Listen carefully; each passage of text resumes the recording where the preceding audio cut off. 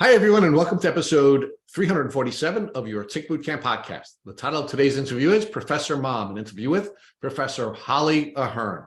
My name is Richard Johannesson, and I had the good fortune and blessing of co-hosting this episode with our good friend, Tony Felice. Folks, we named this episode Professor Mom because Holly Ahern was a highly regarded researcher who pivoted over to the Lyme community and became one of the leading Lyme disease researchers after her daughter suffered from chronic Lyme disease. And Professor Ahern offered us a number of really powerful insights about the importance of using antibiotics very early on in your Lyme disease journey. She outlined for us a number of different interesting steps she's taking to participating as a professor and as a mom in the political events surrounding Lyme disease. And Professor Ahern is doing something really cool in addition to researching. She is mentoring tomorrow's leaders in the research community in Lyme disease. Folks, we're really excited to introduce to you Professor Holly Ahern. Professor Ahern, welcome to the Tick Bootcamp podcast. Thank you for having me. We are really excited to have you. And, even more importantly than just having you, we also have one of our favorite friends, guest co-hosting with me today. And I know our community is going to be excited to know two things. One, that we have Tony Felice back, who had a huge number of downloads when we interviewed him on our podcast. And two, we don't have Matt Sabatello because Tony's going to be so much better than Matt that we're going to have a good replacement. So, Tony, why don't you say hi to the folks and remind them of what episode you were on last? Hello, listeners. Thank you very much, Rich, for inviting me to co-host on the show. I was just on a few weeks ago talking about my Lyme journey. I'm an entrepreneur and a business owner, and it almost took my life. And since then, I've been battling chronic Lyme. And so we had protracted discussion about that. But one of the things I think I may have mentioned is that for a period of time, I sat on the board of an organization called Focus on Lyme. Focus on Lyme is a nonprofit located in Arizona. Yes, ticks are in Arizona. Many people do have Lyme disease who live in Arizona. And that's when I was first introduced to Professor Ahern. And we met through Focus on Lyme when she became the chief researcher for us and heading up all the scientific research being done to either identify or to develop a diagnostic tool that would be 100% accurate. And so she has been our chief researcher and chief science advisor. She's one of the most well-respected Lyme researchers in the world. She will talk to us in a few minutes about her background, but we are very, very fortunate to have her. She's super inspiring. And as I had said before the show began, Professor, how grateful I am and so many other people are knowing that you are a light at the end of many of our tunnels. So thank you so much for that. So this is really exciting that we have so many smart people on this podcast. So I'm going to do my best to stay out of the way and not mess this podcast up while you smart geeks geek out on Lyme and all things that you've worked on together. But before we do that, Professor Ahern, please give us a little information about your background. Where'd you grow up? Where'd you go to school? And what ultimately brought you to the really cool place you are now where you're teaching and researching?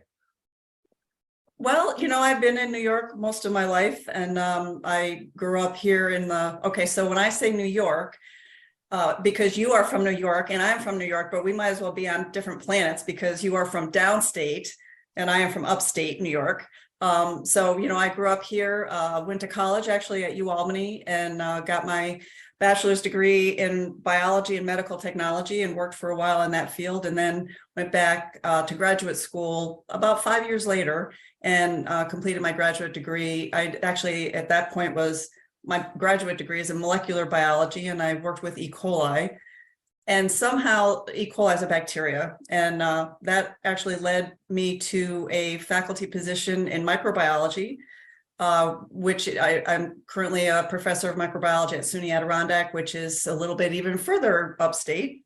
And there I am, I teach and I supervise undergraduate research, and a lot of my undergraduate students, probably because they can't help themselves, and I say that in a nice way because I don't want to say I force them into it, but I like to say that I lead them to research in Lyme disease. So I've had several of my undergraduate students go to graduate school to, further their careers in microbiology, and a couple of them have actually chosen to go further into the field of Lyme disease research. So that, and that's a full circle for me. So I'm really happy that, those students were able to make that transition to it. So that's where I am currently. And my Lyme disease journey began about 12 years ago with my daughter, who was a nationally ranked athlete. She was in college. And she suddenly and mysteriously, after achieving All-American status as a swimmer, suddenly became very ill. I mean, she got sick. She was at college. She called and said, "Can I come home for the weekend? I need a weekend off. I don't feel well." And so of course, got her, brought her home, and she went to bed that night and really didn't get up again for about the next 6 months. So, and trying to figure out what had happened, this all happened in February, March, so Lyme disease was certainly not on anybody's radar, not the doctors that we took her to or anybody else. And, it was a good 3 months of me being a mama bear, I guess is what it took to, just keep asking more questions, getting more testing done. And honestly, it took a friend of mine who was in, Tony's space with a chronic illness as a result of Lyme disease to say, have you had her tested for Lyme disease? Which, it's like Lyme disease, as a microbiologist, what I knew about Lyme disease is what I was teaching my students. And I said, well, we didn't see a tick bite or any of these things. And she said, I know, I didn't either. Maybe you should go find out if she has it. And we did. And I had to ask for that test. And when the test came back positive for Lyme disease, we were all happy and relieved and just hoping that, now we have a diagnosis and Lyme disease. CDC says, a short course of antibiotics, 2 weeks of antibiotics, she's going to be back on her feet, everything will be fine. Well, yeah, no, that didn't happen. And that's what happens with a lot of people. So, it was a journey, but, she grew a lot as a result of that. I wouldn't wish it on anybody. And in fact, about 2 years in, after she was starting to, get her feet back under her, and I just said, I can't let this roll. I can't let more people suffer the way, what my family went through. Issues with navigating the insurance companies, issues with trying to get doctors to do the tests that, were more accurate than others, which meant I had to find out all that myself. So it was really an eye-opener about medicine in general, and then also just, the issues with Lyme disease. But that's what brought me to advocacy. So as a teacher, what I did first was, all right, I'm going to go out in the world and I'm just going to start giving seminars on Lyme disease. So that's where I got started. And I also responded to a lot of things, especially in the spring around here. I'm sure that's true on Long Island as well. There's always articles about, oh, it's tick season and Lyme disease, this, and filled with inaccuracies. So I started writing op-ed articles in the newspaper, just responding to these things. And from there, a lot of people came to me to learn, just said, can you please get more involved? And that's really how the advocacy part was born. Here in New York State, I started a organization called Lyme Action Network, which is an education advocacy organization. And then, I met, which we can talk about later, but then I met Tammy Crawford in 2014, and nature took over from there. I mean, that was a pivotal moment in, I think, both of our experiences, and we haven't looked back since. And so we've got big goals for what we're looking at here. So I'd like to walk back and unpack a couple of things with you. And let's first talk about parenting Lyme, right? So if I were a child who was living in a tick endemic community, I don't think I could be safer than if I was being parented by someone like you, right? With your background and your education and your training, I don't think I could want someone more capable than you to help me to stay safe in a tick endemic community. But it sounds like even despite your training and your education and your position in academia, that you didn't have enough information about Lyme disease to put your children in a position where they could keep themselves safe. That is absolutely correct. And it was actually a shocking revelation to me that I knew more about Lyme disease than the physicians that were trying to diagnose her. And I have to say, my daughter was bitten by a tick, but it was months before any symptom showed up. I mean, a long time. So there was a tick. There was a tick bite. We saw the tick bite. In fact, my daughter found it and was shrieking her head off about the fact that there was this tick on her, which was the first time ever. And, you know, I removed the tick, put it in a baggie, brought her and my, the tick to the doctor. And I said, all right, because I was worried about Lyme disease. It wasn't like we didn't know about it, but I did what I thought I needed to do. I took my daughter and the tick to the doctor. He looked at the tick and shipped it off to the Department of Health. It came back later, which I thought they would test for the biological agents, but they did not. They just said, yes, it's a tick. And it's a deer tick, the kind that could transmit it. So, all right. However, I was advised by my physician, and I don't hold this against him, but our family physician who was there at my daughter's birth said, all right, so you caught it early. You got the tick bite out. What you need to do next is wait and watch for a bullseye rash or flu-like symptoms. And if none of those occur, then probably she didn't get Lyme disease. And okay. This is the one moment in my life where if I could go back and change one single thing in my life, it would be that moment when I walked away. And because I said, shouldn't she be given an antibiotic? We don't want to take the risk we don't want to have that risk. And he said, no, that's not what we recommend. We just, wait and watch. If she's going to get Lyme disease, she's going to get that bullseye rash. So I walked out, and looking back, I should have sat down. I should have staged a sit down protest and said, I'm not leaving here until you write that script. Call the police.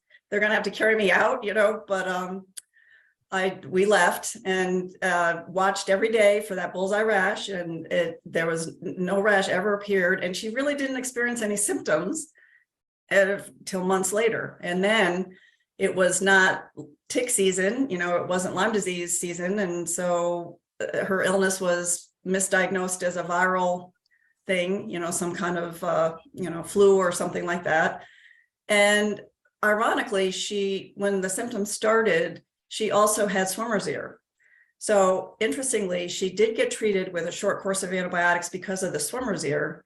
And at that point, I think that might have been enough to, kind of put the microbes away for a little while, put them back into dormant state, because it really wasn't until, again, another few years before she broke. She came home from college that time, and that was really the final point. Okay, so there's so many other things though I want to unpack with you. So let's one of the things we often ask our guests to do is to go back in time and give the now mom, Professor Ahern, advice.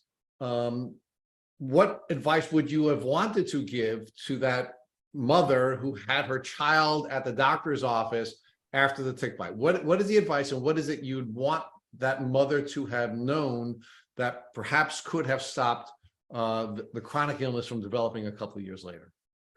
What I do tell parents, what I tell everybody is to advocate for, if you have a tick bite and, if you have a known tick bite, advocate for antibiotic treatment. And, generally speaking, that isn't the standard of care. But if you say, there's this concept of informed consent, right? So patients are supposed to be advised of all of their options. And if you invoke that and just say, I understand that antibiotics come with side effects. I also understand that Lyme disease comes with long-term consequences. Weighing both of those, I would prefer the risks that are associated with antibiotics, which is, upset stomach or, and I'm a microbiologist, so I'm not saying that I don't understand the risks of antibiotic therapy too, but given when you weigh those risks and when you're allowed to make that decision, I think, Tony, would you agree if you could take a antibiotic and be done with it as opposed to suffer? Yeah. Occam's razor. That's what I say. Ticks carry Lyme disease. There's a preponderance of Lyme disease in every state in the United States. And so it's better safe than sorry. Yeah. So Professor Ahern, I've told people to raise hell and pull a Shirley MacLaine from Terms of Endearment Whoa. scene. Especially when it comes to children, right? I mean, this thing can devastate a child's life. It's been hard enough for me. I was infected when I was 45 years old. I'm 58 now. So in the later stages of life, when things already start to, fall apart, it's been terrible, but you don't want to ruin a child's life. Mhm. Right. Or an adult's life, because in many cases, well, in almost every case where we've done an interview, at least, there is a long gap in time between a tick bite or multiple tick bites and ultimately a chronic illness. And I do want to explore that with you, but there is one other piece of this I want to explore with you, which is on the antibiotic front. What type of antibiotic would you have wanted your child to have, and for how long? Okay, so can I do a little bit of science on this? Please. Okay, so since the days of the recommended antibiotic is doxycycline, right? And that comes from a study that was done quite literally in the 1990s, where they tested 3 antibiotics. One was tetracycline, one was erythromycin, and the other one was a penicillin. I think it was penicillin. And they decided that doxy was the best. However, with all of those drugs, 50% of the people in that study ended up with long-term consequences, right? They all had symptoms that persisted, 50% of them. And of the 3 antibiotics, the reason why they chose doxycycline was because that one was the best. And, unfortunately, the researchers at the time sort of disregarded the long-term symptoms as the aches and pains of daily living, or it's medically unexplained, we don't know what it is. So they said, unless you had like a heart condition, or if you had another bullseye rash, or if you had evidence with spirochetes in it, then there wasn't any need for those were considered cures, but they weren't cures. And if you go back and read that paper, they even say in the paper that this is, we understand that 50% of the participants still had symptoms, but we decided to disregard those because it can't possibly be Lyme disease because they were treated with antibiotics. It's so circular, it's ridiculous. So that, the doxy issue, what I can tell you is subsequent research done at Johns Hopkins University and elsewhere have shown that doxycycline is not the best drug to use, because it actually leads to the development of something that in microbiology is referred to as a persister state, which is a form, spirochetes in particular, but other bacteria do this too, where they just, they're threatened. So what do? They, change their form, they go dormant, so the antibiotic can't affect them. And those persister cells are exactly what you think a persister cell would do. They persist, they sit there, and they can reactivate, and in fact they do reactivate. So the studies that were done subsequently kind of indicated that for Lyme disease, drugs like cefoxitin or Ceftin, the cephalosporin antibiotics were far superior. However, there's also the issue of co-infections, and I have to say that when it comes to some of the other microbes that could have been transmitted at the same time, doxycycline is in effect, is more effective for those kinds of infections. So it's kind of the one size fits all approach doesn't work because it's so multifactorial. However, that is the approach. That's what's going to happen. You're going to be told that, okay, here's now they've downsized it from 3 weeks of doxycycline to 10 days for kids, and then 2 weeks for adults, and then that's it. After that point, your insurance company isn't going to pay for anything beyond that. So. Okay. Again, I'm going to ask you to take your professor hat off for a minute, go back and put your mom's hat on.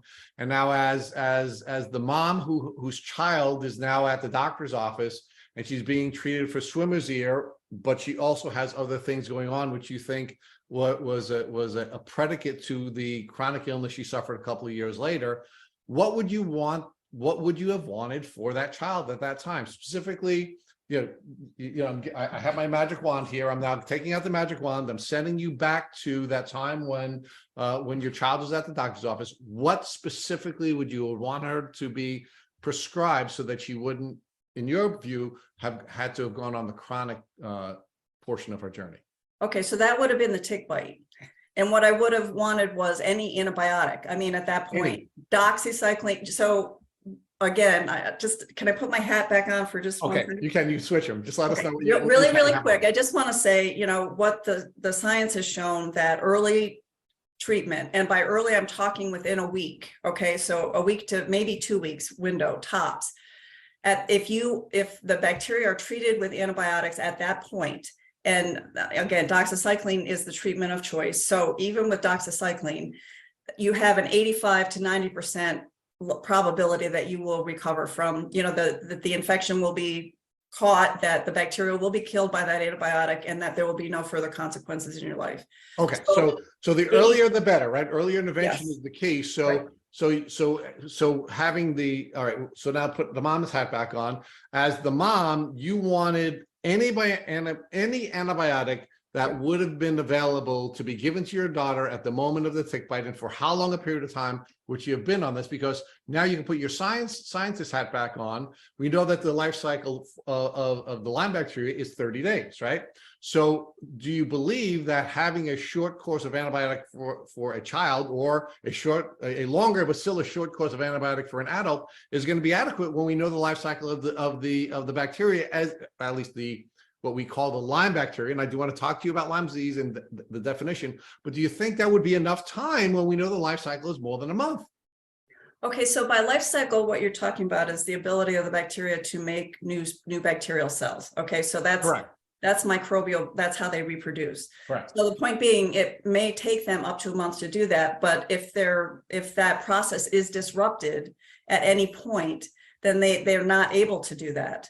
Right. So regardless of the fact that it takes them a month to go through the whole process and make new spirochetes, if you disrupt their ability to do that during that process, they're not going to be able to do that. So I don't necessarily agree that longer is better. Not for early treatment anyway, because really we're talking about different diseases. Early disease is different than once they are what we call disseminated and then going on into late. They are different disease states. There's physiological proof of that now. So as long as we're on the topic of early antibiotic treatment, I would say 10 days to 2 weeks is going to be effective if we're talking about, within a week of that tick bite. So, and that, that's not an easy window, because so many people wait for the bullseye rash to appear. That would be my other advice to parents. Do not wait for that rash, because this idea that it shows up in the majority of cases is baloney. Right. So Tony, give us your thoughts on antibiotics, and go back to your first tick bite. What would you have wanted, and is Dr. Ahern giving you some more information now that leads you to believe that perhaps you would have had a different opinion about what type of treatment you would want, and for how long a period of time? I have before I do that, I have a science question. Professor, a few years ago at the scientific conference that focused on Lyme held, there was a protracted discussion about biofilms. Mm-hmm. And at the time it was suggested that that the bacteria, if the immune system does not deal with Borrelia, and antibiotics are not introduced within the first 3 weeks time period, that the bacteria could form a biofilm that my takeaway, and I probably screwed it up, but my takeaway was that the biofilm it produces is protein based and can appear to be tissue elsewhere in the body.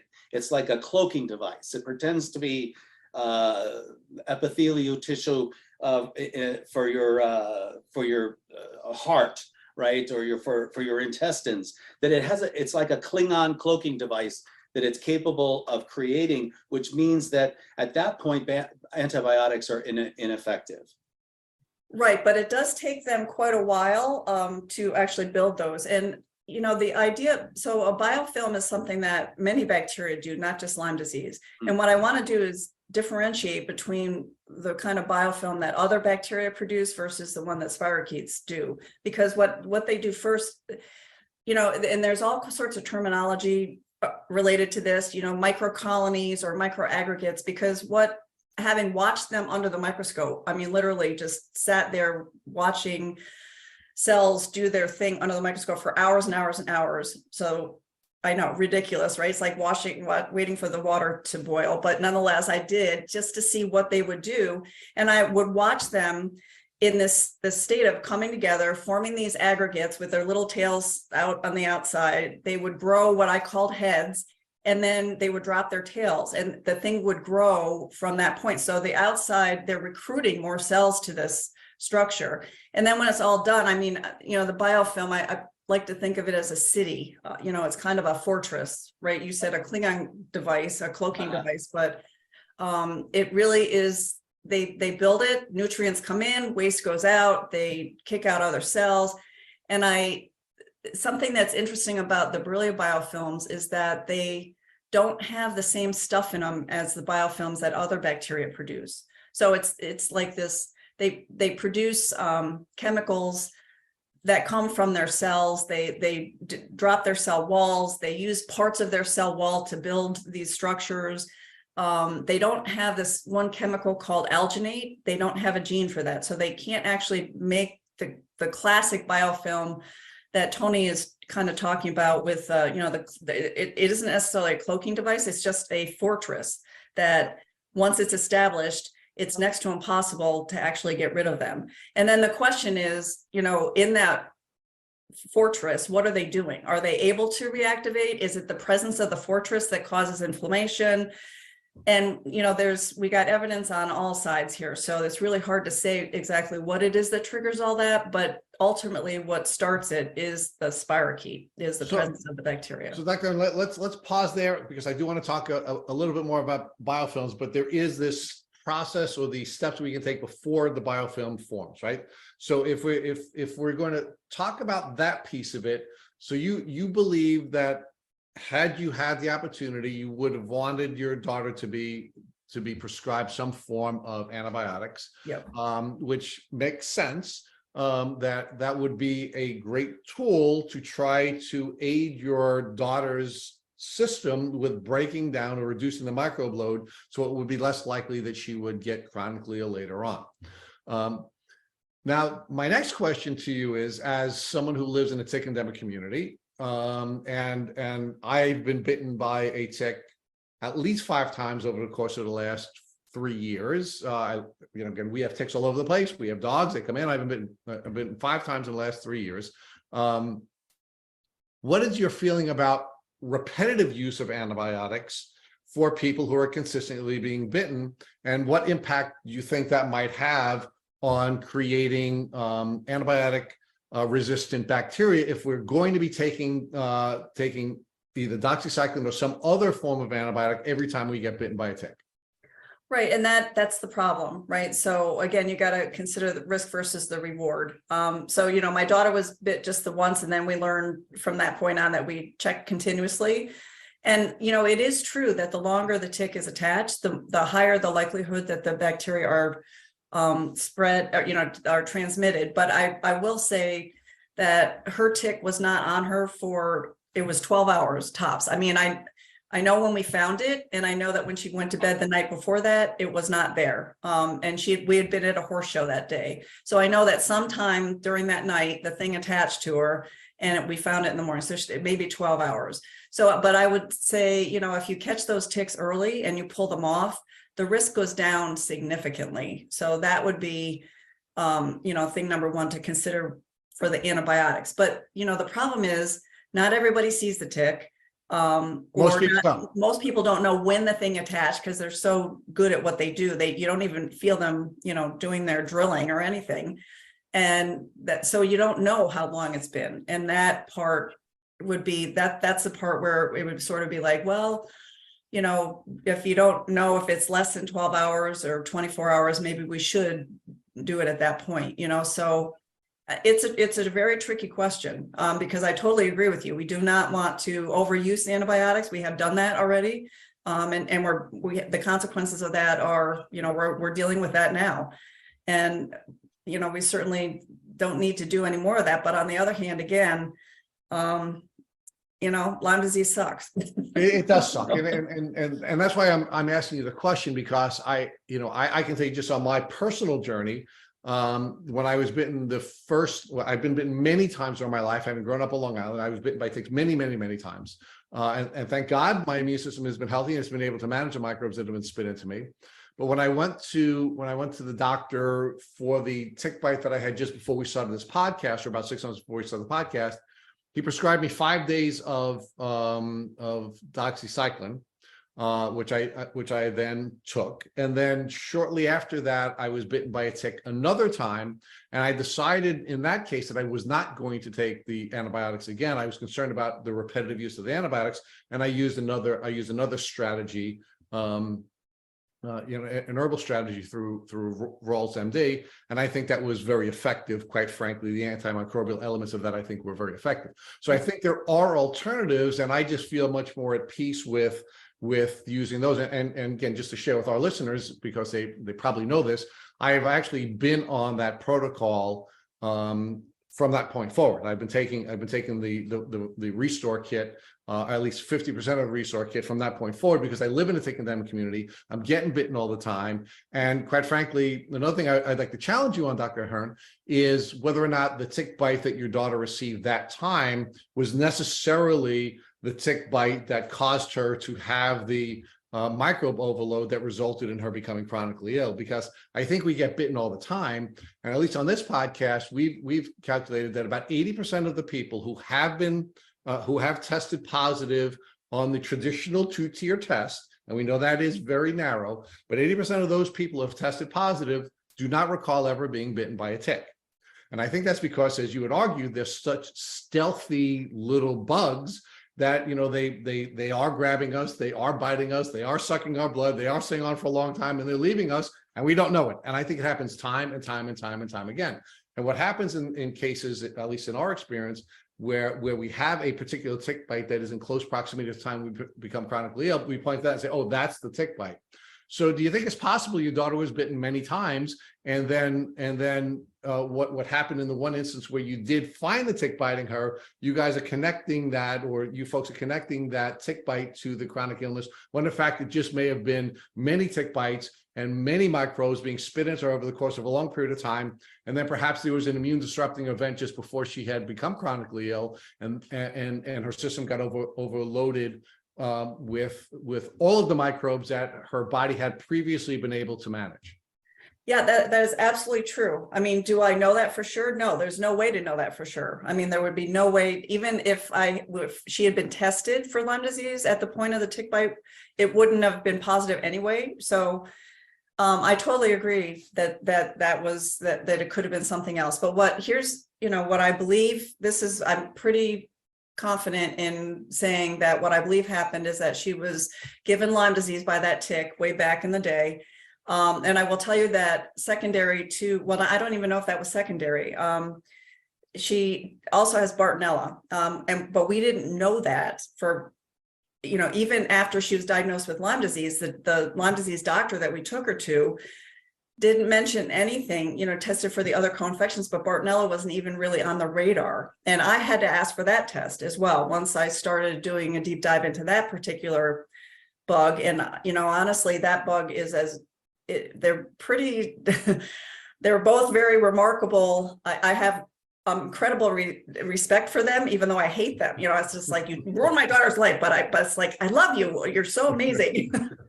From a microbial perspective. Yeah. So yeah, I don't know if any of that was true, but I believe that the Lyme took out her immune system. I believe that, and I believe this because that's what the science shows, that they are immune system disruptors. And the mechanisms that they use are not that dissimilar from other agents that we know take out the immune system, and that made her susceptible to secondary infections that, like Bartonella was one of them. Epstein-Barr is another one that a lot of people have in the background, that leads to fatiguing symptoms. I mean, at this point, they have pretty much decided that Epstein-Barr is the culprit behind MS, multiple sclerosis too. So what we need to do is we need to move away from this model of one germ, one disease, and just say that this is a very complicated thing, and we need to look at all of these different aspects. And Oh, you. we will be, hopefully. I am so excited. You've Yeah. just brought me to my next question, and I really want to ask both you and Tony. And I'm going to ask Tony first. Tony, can you please define Lyme disease for me? What is Lyme disease? A list of explanatives that I cannot say on the air. I can truly understand how, because, you know, while I'm not a research scientist, I did graduate from the College of Engineering, and all of my science concentration was on the human body in particular. And so I think that that actually helped me to some degree be able to navigate the symptoms I had in the beginning. I would. But you were healthy too, right? I mean, you were uber fit, and you were able to manage all of these bugs for a long time. And you've been, I mean, you're even uber fit now, right? Despite being sick for a long time. So because you were healthy, you were able to manage it. I was healthy, but I was on my deathbed many times. And I was on my deathbed most recently when I got COVID, in addition to having chronic Lyme. I did not think I would survive that. And so I'm coming off of a major relapse when my mom passed away 4 months ago, and the trauma of that was, caused me to relapse again. I'm going for an IV treatment tomorrow with my the standard protocol that I do, which is the ongoing IV treatments with oral antibiotics when there's a flare. But you asked me a question, and how would I define Lyme disease? Lyme disease is it is a disease caused by a tick bite. It could be caused by flea or mosquito, but we don't know for sure. But it is either one or a collection of nasty diseases, bacterial, that enter your system and devastate your immune system and other parts of your body. It manifests differently in different people. There are neurological forms, there's cardiovascular forms, there are forms that called horrible thing called cardionephritis, where your heart dies in your body. So the short answer to that is that it's a nasty bug, and it also is very difficult to destroy, because there are implications to the destruction of this bacteria. It produces, I think, a neurotoxin upon death, which can cause what's called a Herxheimer reaction. I'm sure plenty of the people on your show have talked about that before. You got to be very careful when you go about killing things. And some of these bugs, and the professor can correct any of my bad science, because I am not a scientist, is You're that doing fine, Tony. You're doing fine. Babesia, for example, lives within the nucleus of a red blood cell. You can't go about killing red blood cells, right, and expect to survive it. So this is a very interesting disease, and it's a very fascinating topic when you consider how many different kinds of responses there are for patients responding to Lyme. Which makes it even more difficult, because if you look at the Lyme research, as the professor will tell you, that it's in a vacuum. They look at Borrelia, but they don't look at Borrelia and Babesia, Borrelia and Bartonella in combinations, and the impact that it has physiologically on patients. So, Tony, what's your reaction when folks say that Borrelia burgdorferi and Lyme disease are the same? What do I say when people? Because look, I'll share with you. I had another scientist on this podcast, and we were asking the question about what is Lyme disease, right? Because one of the things we've learned through the last couple of years that we've been doing this podcast, and 350 people we've interviewed, is that Lyme disease is really a disease without a definition. We have as many definitions as we have people that come onto this podcast, right? And how are we going to hit the target if we don't have a definition for the target, right? And I had one doctor say to me, Richard, and she called me Richard, Lyme disease is an infection caused by Borrelia burgdorferi. I was like, all right, if you say so, Professor, but I have a very different definition, and so one of the reasons why we find it incumbent upon us to ask the question, what is Lyme disease, of everyone that comes to this podcast, it's because we have as many definitions as we have as we have people, right? So your definition, Tony, went on for a long, long time, right? Because there's so many different elements to this. But I can tell you that if you had given that definition to the doctor we had interviewed, she would have wagged her finger at you and said, Anthony, that is not what Lyme disease is, because that's what she said to me. And I would have challenged her to name the 33 species of Lyme. All right. Well, so if you're going to render an opinion, so you better know what you're talking about. Professor, is that correct? How many known species are there of Lyme? And even a Japanese strain is showing up in Flagstaff, Arizona, caused an outbreak in 2009 or 6. I don't remember. So before we get there, though, sorry, let's ask the professor to define Lyme disease. Wow. All right, so there are many ways to define it. There is the public health definition, there is the medical standard of care definition, there is the patient's approach, there is the microbiological definition. So which would you like me to provide? Well, I mean, it scares me that there are so many different definitions, right? Yes. I have one of the leading professors studying Lyme disease telling me that within the community of people who are studying Lyme disease, there are at least 5 different definitions of Lyme disease.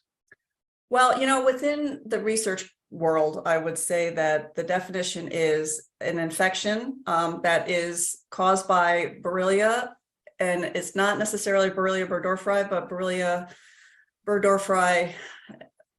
This is so complicated because they've actually changed the name of Borrelia. Did you guys know that? Do you know that? I did. No. So Borrelia is now Borreliella. The kind that causes Lyme disease is Borreliella. Okay. And then there are the strains that come from Europe. And then there are the relapsing fever Borrelia. So what kills me, this is what gets me every time, that if you have relapsing fever Borrelia, like, the one Tony was just talking about, Borrelia miyamotoi, right? That's the one. So that is a relapsing fever Borrelia. So there will be people who will tell you, well, that's not Lyme disease, that's relapsing fever. And I will say, all right, so let me get this straight. It's this basically transmitted by the same kinds of ticks. It has the same course without the bullseye rash, right? So there's no rash associated with this illness. It is a relapsing fever, which means it stays in the bloodstream for a while and actually causes recurring bouts of fevers and illness, and it's very difficult to eradicate. And then when you ask somebody, well, why is this different than Lyme disease? It's like, well, because it's not Lyme disease. I was like, but it's caused by the same genus of bacteria that are spirochetes. They're transmitted by the same ticks, which, by the way, that relapsing fever group isn't supposed to be transmitted by hard-bodied ticks. It's only the soft-bodied ticks. Although they just found another one in Florida, by the way, that is also transmitted by hard-bodied ticks. So, if you ask a doctor that, they will say it is an infection caused by Borrelia burgdorferi, period, right? But it is way beyond that. It is an infection caused by multiple species of Borrelia here and in Europe. And then there's an associated disease called relapsing fever, tick-borne relapsing fever, which is it's basically the same disease, but we can't call it the same disease because it's not the same. It's bizarre. They just keep adding more and more rules to try to explain this disease when we don't need explanations. We need diagnostic tools and we need treatments for whatever the heck it is. Let's stop arguing over whether we should change its name. Let's actually figure this out and help people. But Professor, how can we hit the target if the target keeps moving, right? I mean, and so let's go back to, I'm going to ask you to put your mom hat back on, right? When your daughter got bitten by the tick, right? You said you wanted to use an antibiotic, right? And you knew that if you use antibiotics sooner rather than later, then the likelihood is that the bacteria would die before it would reproduce and before it would become a systemic disease, right? Yep. But we were debating a little about which antibiotic you would want, and you still haven't really given us an answer whether or not doxy would be better, or some other bacteria. I mean, some other antibiotic would be better, and of course it begs the question: well, if it's a broad spectrum disease, or is it better to use a broad spectrum antibiotic, Or if it's a more narrowly defined bacteria, is it better to use a different kind of bacteria, right? So I now have your mom's hat on. You're back in the day, again, I'll bring out the magic wand again. You're now back to the day when your daughter had the tick bite and you went to the doctor's office and you wanted to make sure that she didn't become chronically ill. What antibiotic are you going to use, and why are you going to use that when we have different definitions of this disease? Because I'm going to tell you what our definition is here at Tick Boot Camp.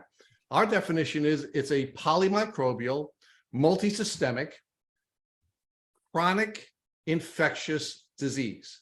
That's what Lyme disease is in our view. It isn't one bacteria, it's many bacteria. It's not one party system, it's many systems, and it is a chronic disease, not an acute illness, right? And I think if we all come together around that definition, then we can start moving towards hitting that target. But if we continue to have all of these different, if we continue to have all of these different definitions, we're never going to get to the point where we can come up with tests, and we're never going to get to the point where we can come up with a treatment that's going to work. Give me your reaction. We need to treat them as separate diseases. There are, so in other words, what you just said, going back with my mom, I'm wearing my mom hat is on at this moment. Sure. At that point, Lyme disease was explained to me, my fear that it could be Lyme disease, because, we went through all that, was with the tick. It was, the doctor said, okay, that's what it is. It's a disease. It's an infection that's transmitted by ticks. It's caused by Borrelia burgdorferi. And if she gets symptoms, then this is the best antibiotic for that. Okay, so when you go at that point, and we're talking about 2009 here, all right, so this has been a while. When you go look up stuff, where do I go look up on information? I didn't go to the internet. I went to the CDC. Right. I went to the NIH. Right. I went to the scientific literature. Right. And guess what? This is what I was finding. So it's like, okay, we'll wait and watch for this rash. And if it doesn't happen, it isn't Lyme disease. So that's the medical definition. And the medical definition is the acute form, the EM rash. That's it. But that is a thing that does happen to people. Now let's talk about the medical definition, because I want to get your reaction to this as well, Tony, right? Because the reason that was the medical definition is because there were many other people who were either making observations in the field as clinicians, or there were people who were doing research that were not able to gain access to the medical journals to present a definition of Lyme disease other than the one that you found when you were researching through the CDC, the NIH, and the scholarly journals, right?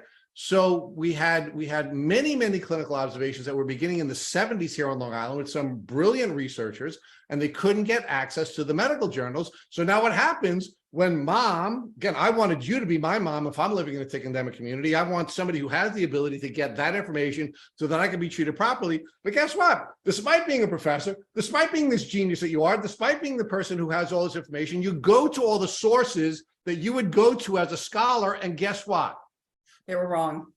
And they were wrong despite there being other sources available, because the people who had their hands on the gates that allowed these research papers to be published the gatekeepers weren't allowing the alternative definitions, which have now borne out to be true 40 years later, 50 years later, that should have been available to somebody like you. So at least you would have had the alternative options as a parent to decide how you were going to evaluate your daughter's illness. That is correct. That is absolutely correct. So, and I to this moment, I'm still pretty outraged about that, because it wasn't like the science wasn't there, because throughout, from 1977 until, 1995, when you read the scientific literature, the historical scientific literature, and you look at, it was like they had it. It was a long-term chronic illness. There was neurological Lyme. There was, some people didn't recover. Antibiotics didn't treat anybody. It was congenitally transmitted. All of those things were there. And then in 1996, it ended pretty much. And it started with, this alleged consensus meeting where they try to decide what would be the best diagnostic criteria for surveillance purposes, and ultimately that ended up being cemented as how they diagnose the disease. And then from there, which I don't know if you even want to talk about that, but from there we move on to the the issues with the vaccine, the first vaccine. And all of that actually played into cementing in place this idea that no, we have to have a way to define Lyme disease. So we're going to define it as a bullseye rash and or positive serological test results, even though now, and they knew it then. But now, the evidence is so strong that those are like the two worst things you could possibly use for diagnostic criteria. So, but Tony, what happened here was, of course, Lyme disease was named Lyme disease as a result of two mothers jumping up and down about their children getting sick in Lyme and Old Lyme, Connecticut, right? One of whom was a former World Health Organization employee, right? So they're jumping up and down. They're really upset that they see all of these children in their community suffering with the same symptoms and no definition, right?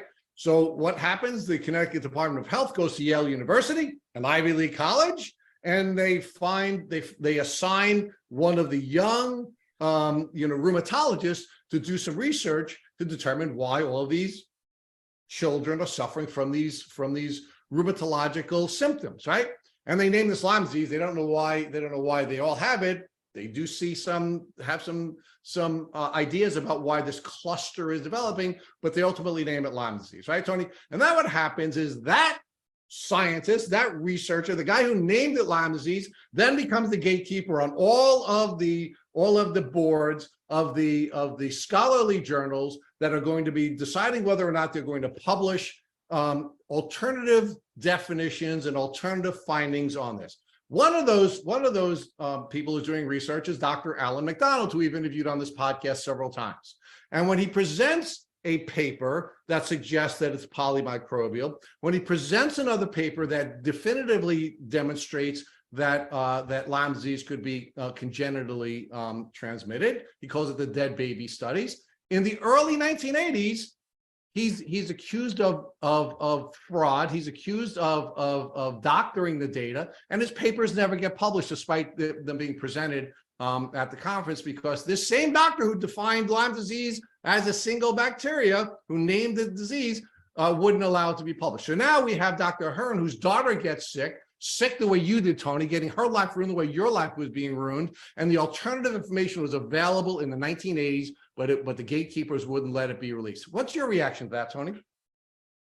My reaction? Yeah.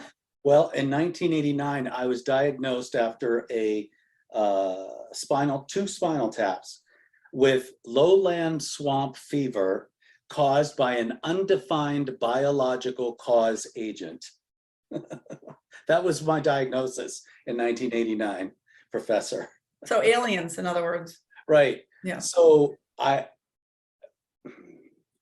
there's an entire body of evidence to suggest that something other than honest research is going on outside of the research that's being done by individuals like the professor that's on with us today.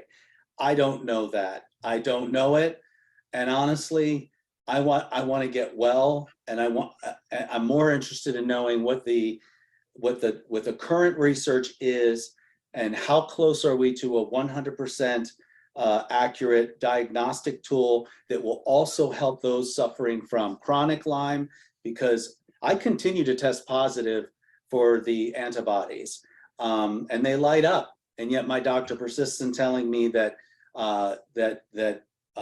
that's not the root cause of any of my issues, right? So the only response I have to what you just said is outrage, and outrage is not good for my health. So I'm going to pass this the answer along to the professor. I appreciate it. So let's take the next step, Professor. And the next step is what we have this relationship in the medical community between those of you who are researchers and those people who have the right to treat us clinically, right? And the way the relationship is supposed to work is you folks do the research. After you have your findings, the findings, if they are replicated by others in your community and become generally accepted among the community of people who are doing the researchers, those research findings then become the protocols that the clinicians are supposed to be following. And when the clinicians follow those protocols, they're safe, except they're only supposed to be stepping outside of those protocols when they, through their clinical experience and training, are treating an outlier. And when they're treating an outlier, they can step outside of the protocols that have been generally accepted by people in your community, the research community. But other than those rare instances where somebody is outside of the bell-shaped curve that you're studying and they're an outlier, they have to be treated within the confines of the generally accepted medical practices that are defined by folks like you. But here's the problem, right? The clinicians are seeing something on the ground that they know is not consistent with the research findings that are available to you because the people who are at the gate are not allowing the alternative research to be made available. So what is a clinician to do? The clinician knows that the research is not accurate. They know that your daughter is sick and there's something they can do about it, but they also know that they treat your daughter outside of those generally accepted medical practices that have been generated by people like you and the gatekeepers who are allowing those things to be published. What do they do? What's a clinician to do? Well, my hope is that we can put all of this behind us shortly, because there will be a way to determine whether or not somebody actually does have Lyme disease or not. I mean, and what I'm talking about, so I had a very interesting conversation with a pediatric infectious disease doc, and that person provided basically said, look, we need tools.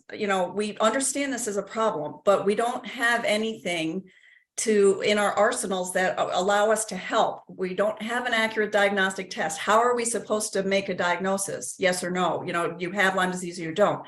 We don't, whether or not antibiotics are effective at various stages, that, we don't really have good guidance on that yet. And then there's no therapeutic. So for the patient, the chronic patient, at this moment, antibiotics can help. I mean, it certainly keeps some people functional, but it's not a treatment. It doesn't get rid of the spirochete, so the symptoms will come back and come back. But the point being, it improves people's health for their overall well-being for a while. Shouldn't that be good? I mean, that this is why they give drugs to immune suppressing drugs to people with autoimmune diseases, right? To help them have a quality of life.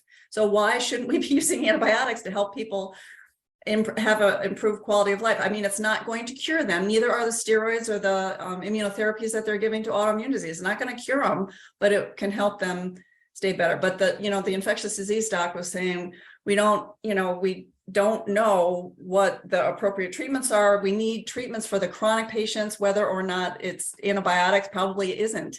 Probably there are other things. We should look for immunotherapies. We should look for monoclonal antibodies that could be treatment for this disease. And just as a preview, we're moving into that realm. Once we have the diagnostic, we're moving into therapeutics, because those are the two things that really need to be addressed in this disease. See, the problem is that you folks in the research community are deliberate and slow, and I want you to be deliberate and slow, but you are really slow. We're 20 years ahead of them, Rich. All right, well, but you may be, but unfortunately, being 20 years ahead of your fellow researchers is not putting us in a position where that's becoming the standard of care. And because it's not becoming the standard of care, we have people like Tony who are really sick.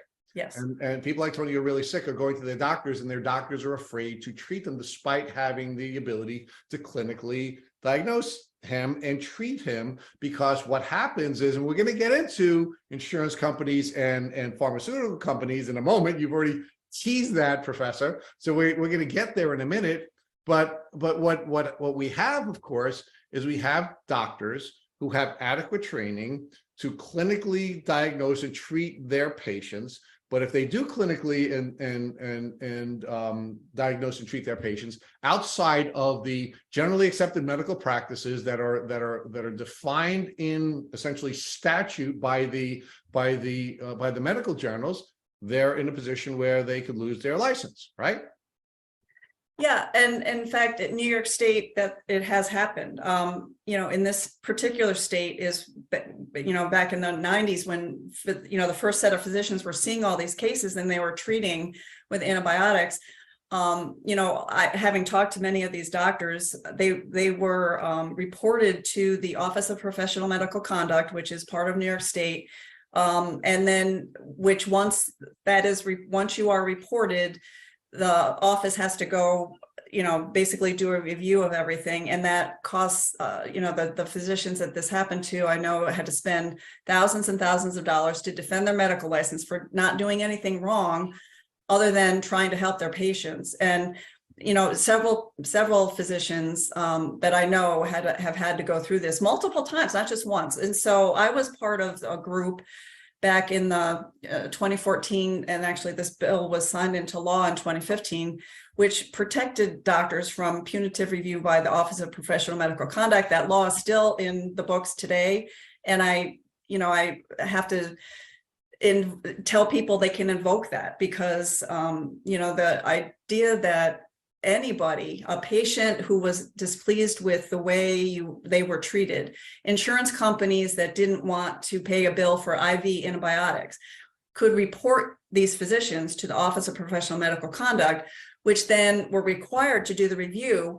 But in the meantime, the physician would have to hire a lawyer, would have to spend not thousands of dollars, tens of thousands of dollars to defend their medical license. And, a lot of them are not able to do that or willing to do that. And so the alternative is, fine, I'm not going to see Lyme disease patients. And that's why we have an issue with access to care. There's not that many physicians that will, work with chronic Lyme disease patients. They're willing to see early Lyme cases because antibiotics are really not as controversial at that stage. It's just in the later stages.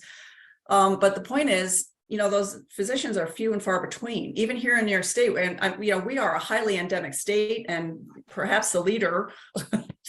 Yay, we're number one.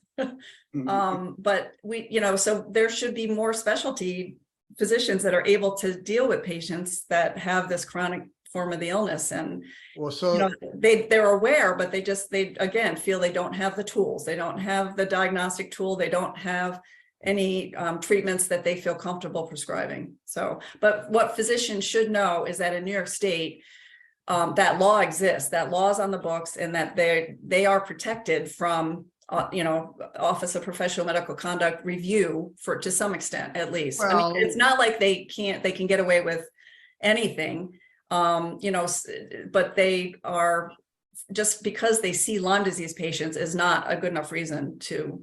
Well, but the problem is, Dr. Ahern, is that one of the doctors we interviewed on this podcast is Dr. Joseph Burrascano. Yes. Who is treating Lyme disease patients in the late 70s and the early 80s. Yeah, he was one of the first. Mm-hmm. He wrote this brilliant guide on how to treat patients with chronic Lyme disease in the early 1980s. Yeah. But he stopped treating patients with Lyme disease. And why? Because the medical board came in, investigated him, and forced him to be supervised by another doctor for 2 years, even though if you look at the guide today, and we've now looked at it in 2023, it's right on. And if we use his standard of care that he defined in the 1980s, I can tell you right now, many, if not most of the people who are sick from Lyme disease wouldn't be sick today. But what happened? They sued him.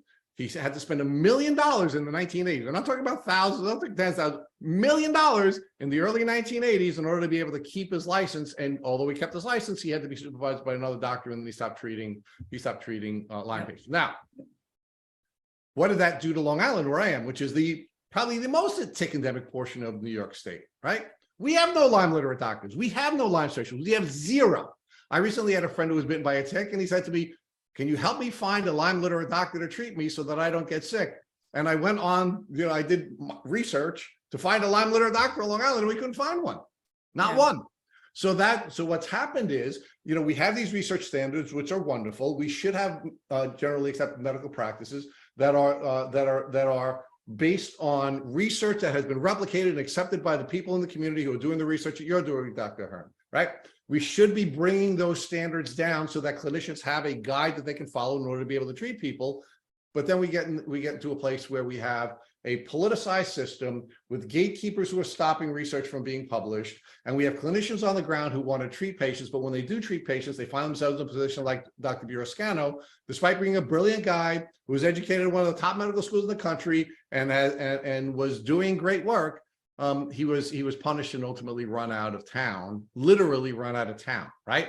So now we have a lot of researchers who again, put your research hat back on, who are very critical of clinicians who are putting people on the antibiotic loop, or at least that's what we call it here at Tick Boot Camp, where you're on antibiotics, and then they come off and then you're on, and you come off and you're on, and you come off and you come on, you come on. So we call that the antibiotic loop, right?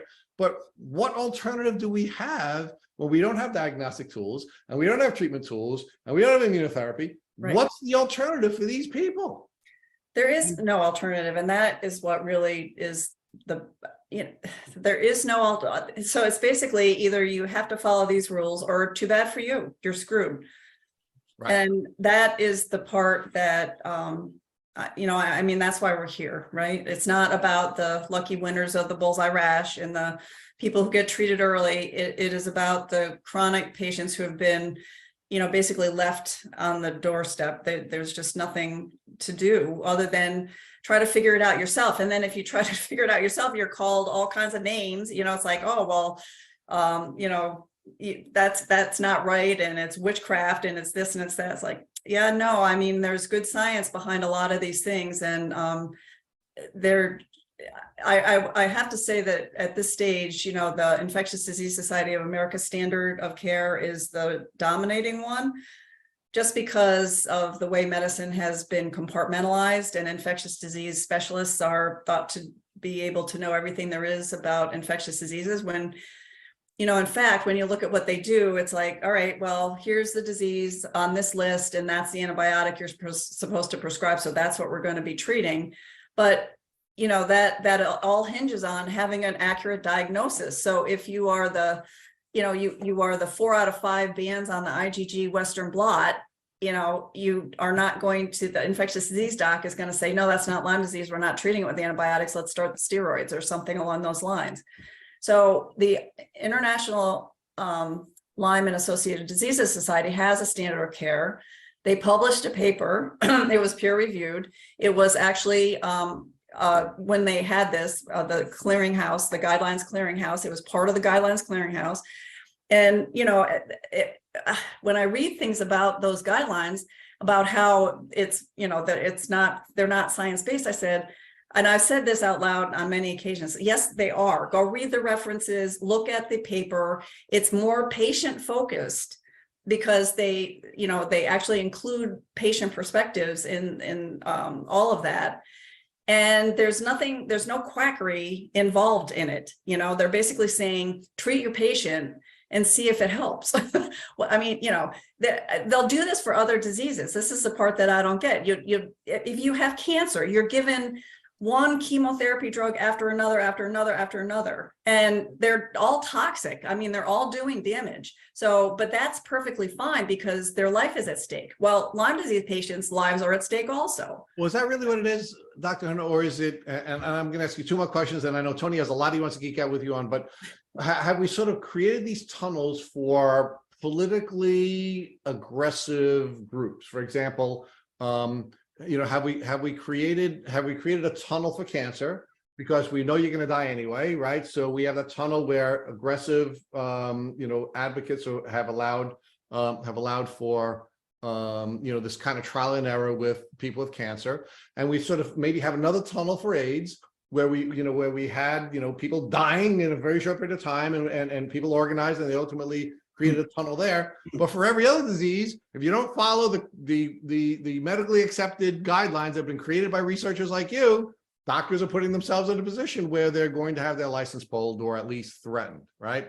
And They're not allowed to be treated clinically. So I guess the reaction I'm trying to ask for you as a researcher who's on the other side of the team is do you think we should really be putting these kinds of handcuffs on clinicians, or should we be giving clinicians the freedom, not just in sort of tunneled areas like cancer and AIDS and maybe now Lyme disease, but really let clinicians do their job? And, if they believe that they have an outlier, let them treat an outlier, and let's not be critical of clinicians who are doing that kind of work, because I can tell you, most of the other researchers that we've interviewed have been like wagging their finger at clinicians, like, for example, like Dr. Horowitz is one of the most brilliant people we've ever interviewed. And we had one, brilliant, researcher who was like, he's doing terrible things and he shouldn't be treating people clinically, and he shouldn't be using these antibiotics because we don't have enough research to support the, the double dapsone protocol, right? I mean, this guy was, all but calling Horowitz a quack.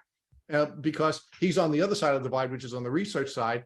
But, I can't tell you people who are dying to get into Horowitz's practice because of the successes that he's having. So give me your perspective as a researcher about your colleagues who are wagging fingers at the clinicians for treating people with the clinical observations that they're making. Well, first of all, Rich Horowitz has published several papers, and they're well-done papers that have basically shown the efficacy of his treatment. Now, it doesn't work for everybody, and it is a tough treatment, but I would argue that the dapsone protocol is, he borrowed that from tuberculosis. So, so it's okay for tuberculosis patients to go through this, but it's not okay for Lyme disease patients to go through this. I mean, and honestly, the diagnostic criteria for tuberculosis is almost as ridiculous as it is for Lyme disease. I don't know but he's a clinician. He's not coming from the research world, and because he's publishing, and he's publishing using the scientific method. So in other words, he has proof that what he is doing is making a difference. Not, like I said, his efficacy rate, I think, is about 50%, right? But that's 50%. That's 50% more people that now have their lives back that didn't before. Shouldn't everybody have that kind of access? And quite honestly, you're talking about giving tools to clinicians, but I would say that what needs to happen is patients need to stand up and exert, there needs to be a greater patient rights thing where it's sort of like, let me make the decision. You tell me, all right, so you take this antibiotic and it might cause this, that. Let the patient decide. I want to try that because it might make a difference in my life, or it might not. And if it doesn't, then we'll try something else. But that should be the patient's choice. That is the whole thing behind, the right to informed consent. So if you're going to do, and, the AMA has a whole blurb on, your patients have this right. So it's like, yeah, we have the right, but you try to exert that right and you get a lot of pushback from that. So you just, and a lot of people don't, I'm not one of those people, but a lot of people don't, if the doctor says something, it's like, oh, the doctor said, so that's the way, I'm going to do it that way. And you mentioned Dr. Burrascano. When we were still trying to work with our primary care physician, and I found Dr. Burrascano's guidelines, I brought them to him and I said, this is I'm here to advocate for this standard of care. To my doctor's great credit, he read it and went through it, and he was willing to try, and at that point, really the big thing was, upping the dose of doxycycline and doing it for a longer period of time. Right. And, what was wrong with that? Nothing. And, the other thing, one of the things that Dr. McDonald told us is when his wife was diagnosed with Lyme disease, actually Burrascano had used minocycline, yes. And what happened was that one of the challenges that Burrascano had to deal with was that when he was going through that process with trying to defend his medical license, is that her liver counts had gone high, and as a result, he had to back down on the minocycline, right? And he wasn't allowed to use it anymore. And that's why he was going through But as it turns out, you had listed the 3 different drugs that are now being researched, and which of these drugs would be most effective at the acute phase, right? And what Dr. McDonald has subsequently learned is that the Lyme bacteria very aggressively invades your liver as a vehicle for reducing your capacity to detox. And one of the reasons he now knows 40 years later that his wife's liver counts were being altered by the minocycline, which is much more effective at dealing with the bacteria in the liver, is because it was killing the bacteria in her liver, which is trying to shut down a liver so that she couldn't detox as part of its effort to destroy the immune system, right? So Pure Scanner was on that again in the 70s and the 80s, and was and it was shut down. And now we're looking at these. So we keep seeing this pattern of clinicians making observations in the field that are having success and being taken away because there isn't adequate research to support what they're seeing in the wild. And because there isn't adequate research, then we can't use it, right? I'm going to ask you one more question. I'm going to let Tony geek out with you. And that is one of the biggest concerns that I have about the research in your community, despite us now having some enlightened people like you who are personally invested in stepping outside of the box because you've had your own personal experience with your child having dealt with these chronic issues. Most of the research dollars are going to research one strain of one bacteria, right? That's what we're finding. So what money there is. Well, okay. Well, but we're looking at one thing, Tony, right? We're looking at one strain of one bacteria. And you earlier pointed out that all of these different strains are going to have different presentations. And why are we not seeing a bullseye rash in some cases? Well, maybe it's the Japanese form of the Japanese strain, or maybe it's the European strain, or maybe it's birds fly everywhere, right? But so I'm not really excited about where we're going with the research, especially since I've argued to you that we define it as a polymicrobial infection. If we're only looking at one strain of one bacteria, how long is it going to take before we get to a place where we can have diagnostic tools that will allow us to really define what's going on with people? And how long after that is it going to take us to be able to get to the point where we can now start to work on the immunotherapies that we're going to need to use, because we now have a test that we're going to define, right? And should we be as patients, should we be concerned about that? As patients, we should be concerned about a lot of things.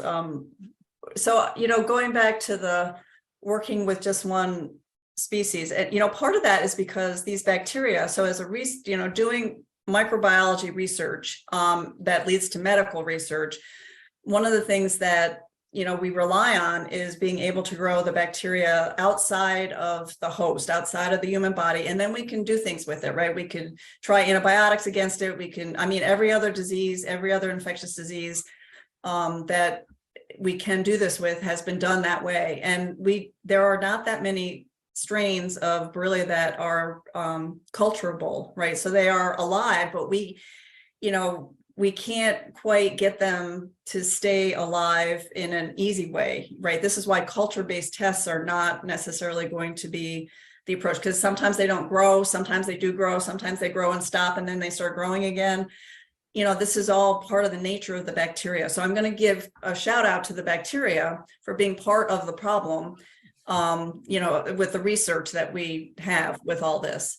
So that part, it's not that there aren't good ideas. Number one, it's a hard thing to do. Although now we have really great molecular tools, and so we're less dependent on growing the bacteria than we have ever been in history. So we do have that going for us, looking ahead to the future.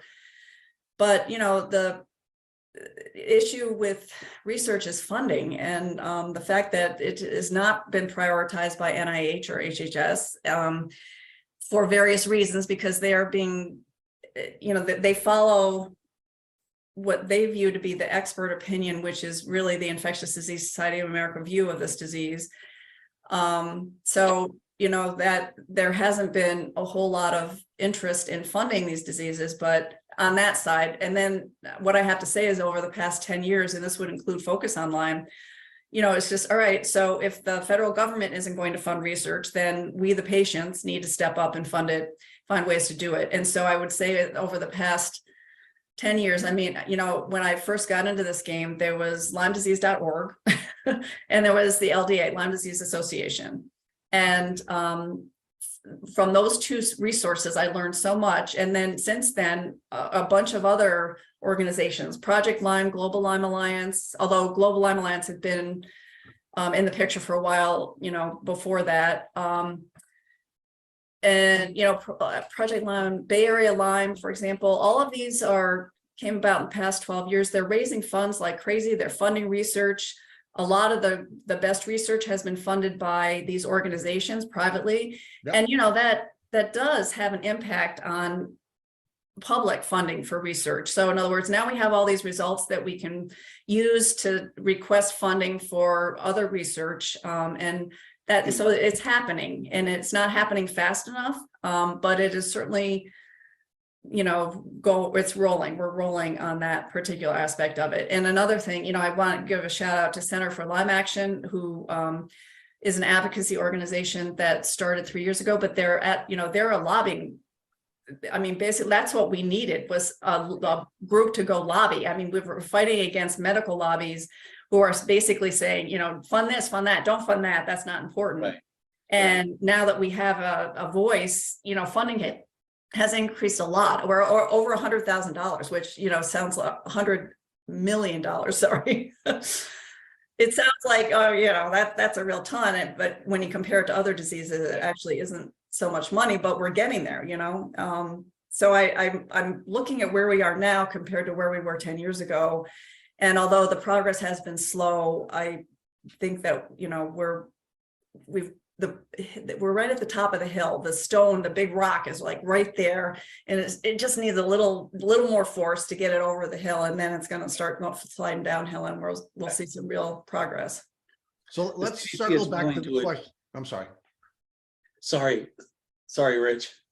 So I wanted to circle back to where Tony had taken you, so I can now hand you off to him, because he has a whole bunch of questions to geek out with you on, and that is that we had left the persister state, and we were talking about the challenges that are associated with not having the capacity to engage in early intervention. So Tony, you want to take us back to that and talk about the challenges that come along with our inability to intervene early, either because we don't find a tick bite, we don't have doctors who understand what steps should be taken, we don't have a clean set of standards that doctors feel comfortable with when diagnosing and ultimately prescribing medications. Now we get to this phase where now this bacteria has taken off, they start to colonize, they start to form groups with each other and other types of bacteria. And now that puts us in this position where we have this biofilm that becomes very difficult for our immune system to deal with, and we have all kinds of things going on inside that biofilm. So Tony, one of the things we had talked about on your episode is what starts to happen, of course, within the biofilm is that these different bacteria start to exchange DNA, and they start to reform, and they start to do all kinds of things within that biofilm. So maybe we can, Dr. Ahern, you could take us there. What's happening inside that biofilm, and why is it more than just protecting the bacteria that's a concern, but the exchange of proteins and all kinds of things that are going on there that are like reforming the very bacteria that our immune system should have a code to kill, but then doesn't when it reforms. Okay, so I'll and then Tony, pop in when you want to, okay? But so what I was saying about the biofilm of Borrelia, so there's what we understand about biofilms comes from our experience with other bacteria, mostly that are easy to grow, easy to watch the biofilm, easy to, again, going back to that, you can grow them outside of a host, you can grow them in culture. So we know a lot of information about those bacteria, but in terms of what the Borrelia biofilm is, there really has not been a huge amount of information. So Dr. Eva Sapi has done a lot of work with that, but nonetheless, it's just one lab, and it's hard to characterize what's actually in those biofilms. And as a result, I know what the definition of a biofilm is in terms of looking at Pseudomonas aeruginosa. That's another bacteria that is well known for its ability to produce biofilms. But when you compare the classic biofilm with what Borrelia is doing, there are huge differences there. And I'm not surprised at that, honestly, because they're not the same bacteria. They live life differently, very differently. So I don't think you can use the classic biofilm model for Lyme disease. What the bacteria are, they will establish themselves in tissues, they form colonies, they bind to it's a protein within the collagen fibers, right? So it binds their decorin binding protein, and it binds, and it will start to establish these microcolonies, and they will grow. But once it's in tissue, we don't really know a heck of a lot about what is going on beyond that. So there's some research now saying that, you know, the bacteria in the biofilm, as they drop their cell walls, and they have this chemical called peptidoglycan, which is part of the cell wall of the bacteria. And, you know, that's part of the matrix of biofilms for many bacteria. It's part of the cement that holds the fortress together. And so there's a research team that is basically, you know, indicating that they have found that the peptidoglycan itself, this protein that the bacteria leave behind, if you will, so whether or not it's the dead bacteria that are leaving behind these body parts, or if it's part of the building material within their biofilms, it's there one way or the other. And they have really good evidence that it's the peptide, it's that's driving this, you know, these extreme flares of inflammation, which, let's say, that's the hallmark of Lyme disease, is just, you know, inflammatory, escalating inflammation, and all over the place, multisystemically. So in other words, we need more research. This is an area where it would be good to build on what Dr. Sapi has done, and do a deeper dive into, you know, what actually is going on within those structures within tissues. But to do that, you have to have tissues. You have to have a tissue collection. You have to have, you know, biorepositories, and we lack that in this field too. So again, that's also changing thanks to Bay Area Lyme. You know, they have started not just the blood biorepository, but they also have a tissue biorepository now, although there's not a ton of samples in there.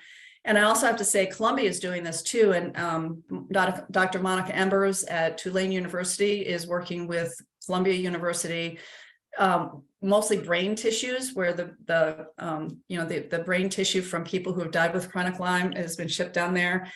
And she's found spirochetes in there. And that is disturbing to me because, you know, my kid and Tony, right, is like, are they in there? Are they not? And if they are, what are they doing? And I just like to hope that if you keep doing the right things, you can keep them under control, or maybe they're not there at all. I don't know. But the fact that, you know, they are able to physically find using pathological methods. So in other words, this is direct detection. We're not guessing here. There they are.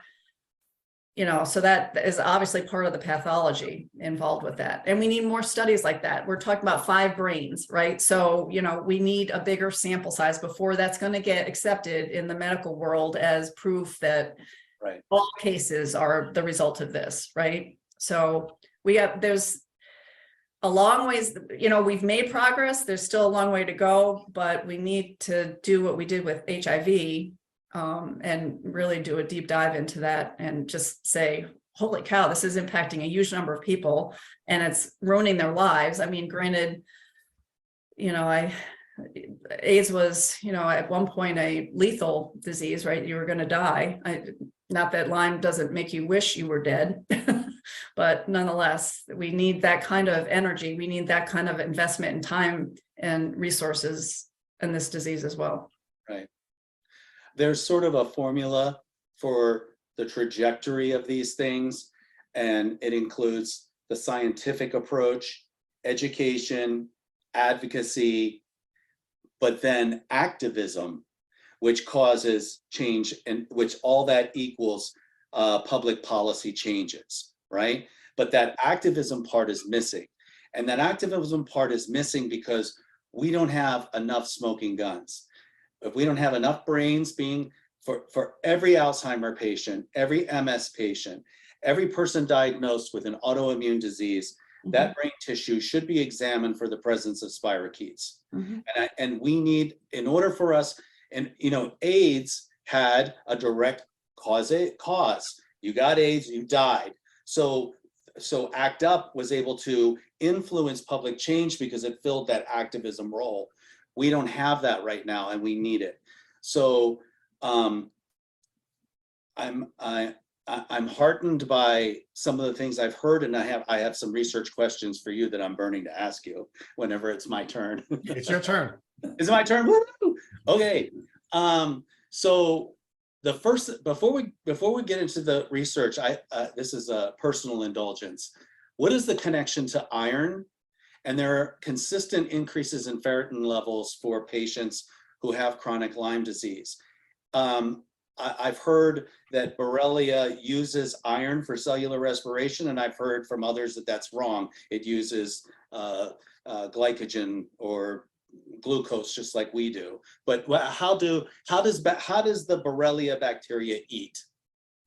So that's a really cool question. And they don't, so to take food and turn it into energy, there are many different sources, right? But one thing that Borrelia does not have is the ability to, they don't have the ability to do respiration. And that means electron transport system. They don't have any of the enzymes to do that. They basically live on fermentation. So in other words, they have to take, and when I say sugars, I don't want you to, there's actually many, many different forms of this, but they only have the ability to go through like this very first part of the respiratory process to make ATP. And they don't really make a ton of it, which is why it takes them so long to grow, because the energy conversion process is not the most efficient. The ways to do this, it's not efficient, but it also keeps you under the radar. So it's kind of a brilliant, trade-off, if you will. So they grow slow, but our immune system is always on the lookout for these things. And if they, kind of creeping along, it's another one of the way that they evade detection is to not be super active. So, but that, I don't know if that answered your question, but they don't do respiration. So, and the idea of iron and that, I think a lot of that has more to do with impacts on your bone marrow and being able to produce red blood cells and things along those lines. That's probably where the iron issues are coming from. And then when anybody says iron, I always think about Bartonella. I think about Babesia because they actually do infect red blood cells and ultimately cause their destruction. So, there's that part as well to add, just to make it more complicated, because, why would we want this to be simple? Right. In my line of work, it's my job to identify patterns and to exploit those patterns for their best uses, right? And so we see patterns of behavior in consumer behavior, in the way businesses talk to other businesses. So like there are patterns all over the place that we in marketing and branding identify. So I see so many Lyme patients who have increased albumin levels, they have increased ferritin levels.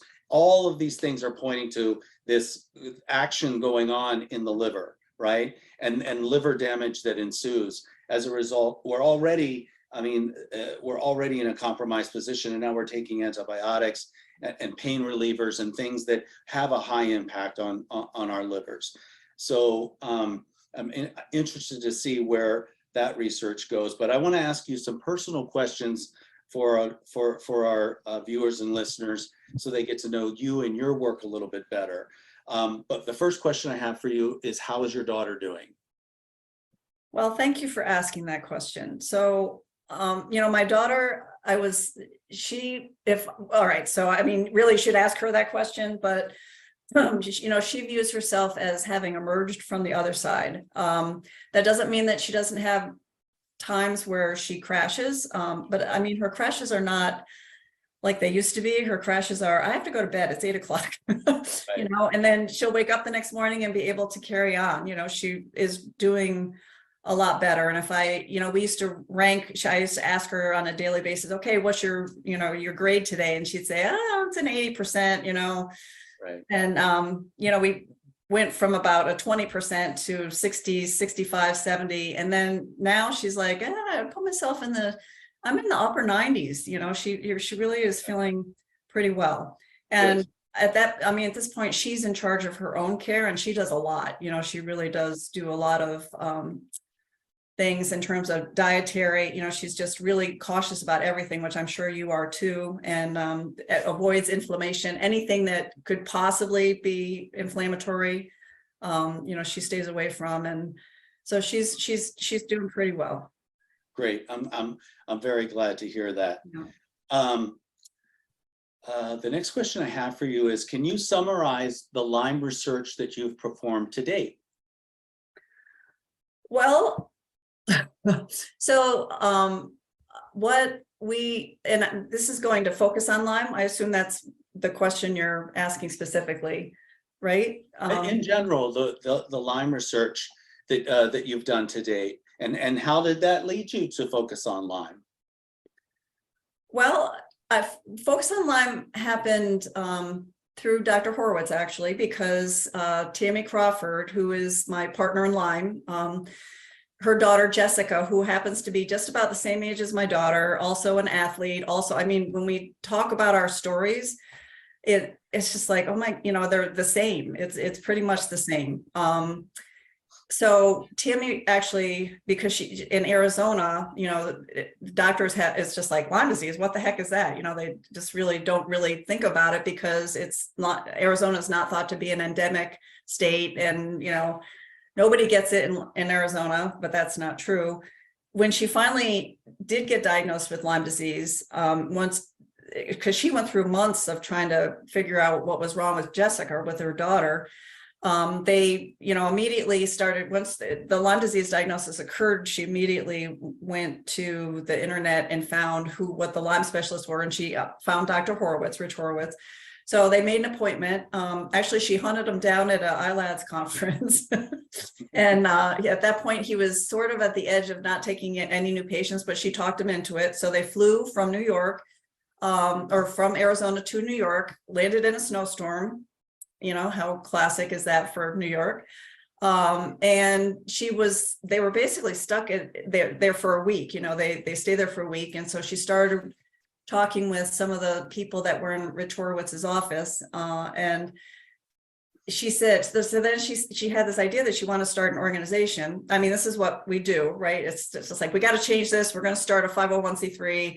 And she had that idea. And so she asked one of the people working in Dr. Horowitz's office if she knew any microbiologists. And so I get this call from Phyllis Freeman, who is in Dr. Horowitz's office, saying, okay, so I might have given your name and address out to somebody from Arizona. And I was like, okay, I'll talk to her, just whatever I can do to help. And then as soon as we started talking and we saw the parallels to that, Focus on Lyme was born, and that was that. And we both realized that, what we needed first was the other advocacy organizations were doing a good job, with awareness and education and even political advocacy, because that's really what I was doing at that point. But we needed to focus on the things that were going to make a difference in people's lives. And that's where we moved into the research leading to an accurate diagnostic test. I mean, that has been our focus pretty much since we came together. And the other focus, of course, is to take what we're learning from our diagnostic research and turning it into a therapeutic. And I think there's hope for that, honestly, a targeted therapeutic for, that would address not just the infection, but also some of the other, immune system issues and other things that go along with that. So my research, once my daughter was diagnosed, I started doing research on what are ways to do this. So I grew the bacteria in my laboratory. I started with different antibiotics, trying to figure out what would be the best approach. My daughter actually very successfully used a Rife machine. I don't know if you're familiar with a Rife machine, and the story about how we came to that was another one of these weird coincidences. But I wanted to find out if this Rife machine actually worked. And at that time, there was a person working at Skidmore College, which is a local college here in Saratoga Springs, who was working with harmonics. So we collaborated on a project, and I had my students do research where we exposed in culture, right? We exposed spirochetes in culture to Rife machine, no Rife machine, antibiotics, no antibiotics, a bunch of other things. And that research was very successful. And actually, I had students take that research to that international scientific conferences to present.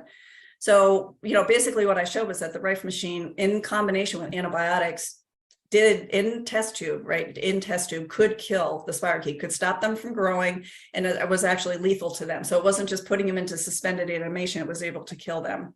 Right. So that part, that was what I was doing myself in my lab. And then once I started working with Tammy. We connected with TGen, right, Translational Genomics Institute, to try to do a diagnostic based on RNA-seq, which is a sequencing method for RNA, which was different than the other sequencing methods. We also reached out, we've worked with, basically we have funded studies in pretty much every area where there's a possibility of a diagnostic test coming out of it. We've investigated that. So we looked at culture as a possibility. I actually did that in my own laboratory, right? Trying to come up with a better way to culture them, so that, because that is the gold standard, right? If you can culture them from somebody's body, then they are present, and antibiotics actually has a place for that. But we worked with various other laboratories. We've contracted to do some RNA work with other laboratories, with Galaxy Labs, with Tulane. And at the end of the day, Drexel University, we actually had them do whole genome sequencing, which was basically to look for every possible bit of pathogen DNA that might be in somebody's blood. And at the end of the day, we took all that and synthesized it down to where we are now. So, there's a lot of individual projects. There's probably 5 or 6 of them that all came, we evaluated them and said, this is what has the most promise. And I got to tell you that for diagnostics, because it is not just one disease, because, we're talking about early acute, we're talking about early disseminated, then later disseminated stages. These are different diseases, right? And by disease, I mean the illness that the patients experience. It's different. And what we're finding out is physiologically, it is different. Serologically, it is different. Gene expression wise, it is different. So all that came together, and that's where we're at now, with our, pending diagnostic, which, I always, Tammy and I have a joke. It's like, we're going to name the company Next Week Diagnostics, because all the results are coming next week, right? Or so it's, but we're, so like next week we're going to have results, but I think it's fair to say within the next couple of months, I'll be able to report back and say, we're really someplace with this, and we're going to take it forward. So do you think a 100% accurate diagnostic test will ever be possible? No, I really don't. But I think we can get pretty darn close. And, accuracy is a funny word, because accuracy, there's, sensitivity and specificity. So you want to make sure you don't have any false negatives, but you also don't want any false positives. So, but the point being, people are too different. And in other words, our immune responses are different. The bacteria interact with our immune responses differently. So I really don't think that any one test is going to be the one size fits all that gives, the full answer. And that we pretty much concluded that it's a multi-pronged approach. So maybe one for early, one for later kind of thing, because one test is not going to cover all the bases. What did your colleagues think when you told them about the kind of research that you were doing? My colleagues, where? Which colleagues? Yeah. At the university where you're housed, your other research colleagues, other scientists. Has your work been well received by them? Do they think it's interesting? Yeah, they do. They think it's very interesting. And, they also think I'm a little crazy, but, who doesn't? So that's perfectly fine too. Because, I'm at a college, right? So our focus is education, and it's, getting students interested in and wanting to go on to get your PhD and do all that stuff. So, but, the fact that I've been able to engage undergraduates in this research is, a lot of people have a lot of respect for that. I don't know that not everybody fully understands the stakes, because I can tell you that my colleagues that have Lyme disease or have family or friends that have Lyme disease get it and understand the issues. So, everybody's been really super supportive of that. And in the rest of the world of Lyme research, I'd say we have collaborated with everybody, and, it's quite a team. So the Lyme researchers, is not that many yet, although that's going to change too, because now there's funding for fellows, right? Medical fellows to get medical training in Lyme disease at Johns Hopkins University, for example, and other places. So I think that's going to change too. But the community of Lyme researchers are doing great work and supporting each other as best we can. And the good news, new ones are coming in. So I'm happy about all that too. Tell us about the most exciting discovery you've encountered most recently. The most exciting discovery would be, I think, the fact that there are ways to detect what our bodies are doing in response to infection with this bacteria. And by what our bodies are doing, I'm talking about gene expression. So in other words, turning some genes on, turning some genes off. Now we have tools that allow us to, fine tune that. And I have to say, one of those tools, which I have not worked with, but one of them is really intriguing to me, is a technology called CRISPR. I don't know if you are. Yes. Right. So, I mean, that's the latest shiny object. It's like, oh, CRISPR is going to solve the world's problems. But, we thought that it doesn't always work out that way. It's not going to solve every problem, but it certainly is intriguing to look at that. And I know the CDC is actually funding studies related to using CRISPR for a diagnostic test, which would be a direct test, right? There are ways to detect how the immune system is responding by looking at gene expression. And the good news is, if we can figure out, what genes are being turned off or turned on, now we have the ability to go back there and reverse that, right? So if the bacteria are shutting down certain types of genes because they want our immune system to be screwed up, technically we can block them from doing that, technically, right? I mean, theoretically, we can block them from doing that.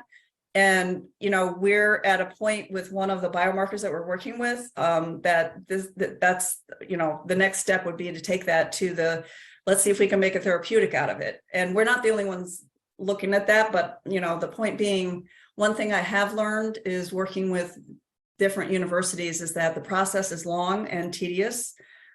Translation of research discoveries made in a university requires an outside interest to come in and say, I want that technology, I'm going to license it, we're going to take it to the commercial levels. So although there's tons and tons of research, not a whole lot is translated into, excuse me, the patient space, right, where it's going to make a difference in patients' lives.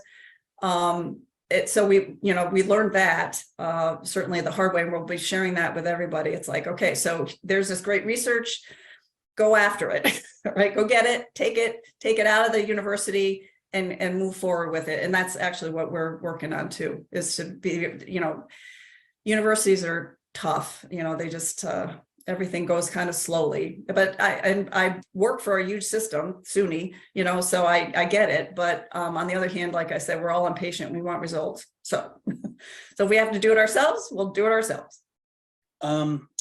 There are a few animals known to kill Borrelia within their body systems.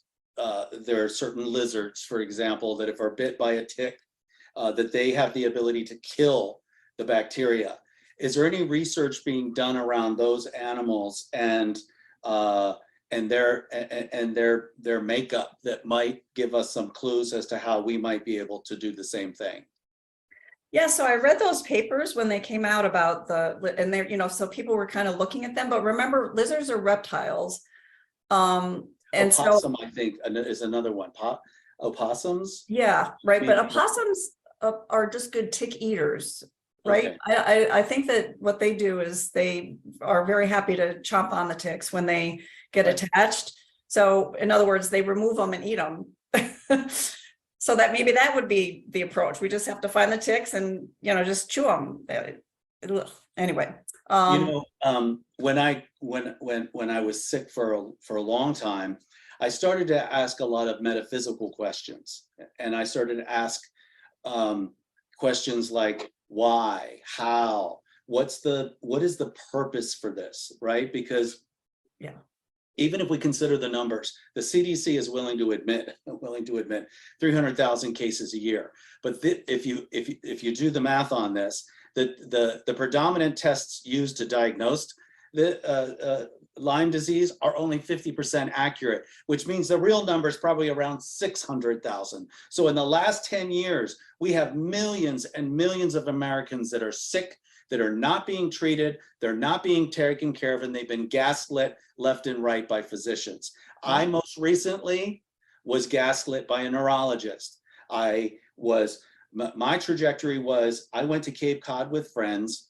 I had the bullseye rash, but didn't know what it was. Then I developed a huge rash on the inside of my thighs and got very sick, started having seizures, brain fevers, inability to regulate my body's temperature, 1,000 bee stings all over my body. The first doctor I went to was a neurologist, and I said, I think I may have Lyme disease.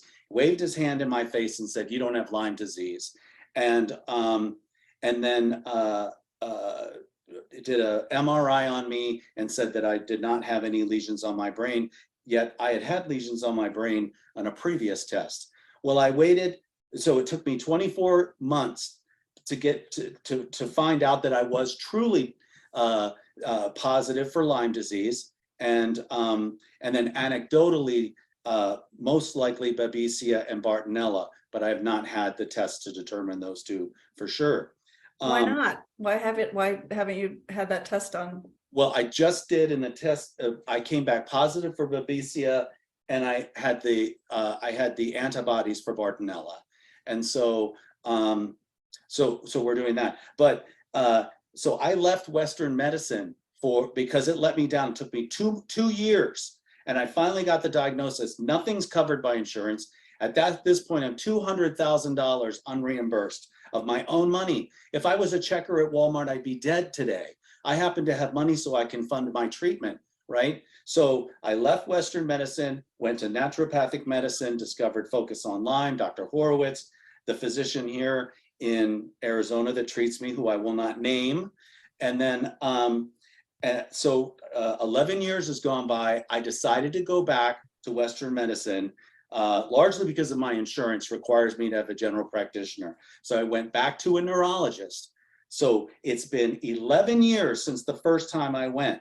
I went to a neurologist who walked in the door, who had already diagnosed me before even seeing me, who diagnosed me by, she did the physical exam with the hammer on the knee and had me walk down a hallway, and that's how she diagnosed me. She used the MRI from the previous neurologist. How she got access to it, I don't know. It was not mine. I don't remember giving permission, but she somehow had that, and then diagnosed me, said I did not have MS, and gave me a 20-minute lecture on how the environment is filled with bacteria and viruses, and that doesn't necessarily mean you're infected with them.